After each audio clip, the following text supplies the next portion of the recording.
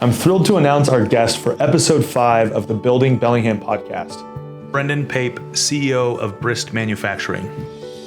Brist Manufacturing was created to solve a real problem: the massive order minimums standard to the manufacturing industry.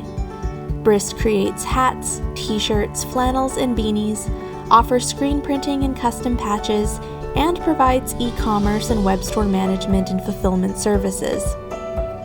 Today, their nationwide client list includes Sundance, South by Southwest, the Seattle Mariners, and iconic local brands like Woods, Kona, and Aslan. We're going to sit down with Brendan and talk about the details of the Brist story. How do you take on the challenge of changing the norms in your industry? How do you compete with the big players and win major brands as clients? What's your mindset around success, fulfillment, and happiness? Join us on the Building Bellingham Facebook page to listen to the full interview live.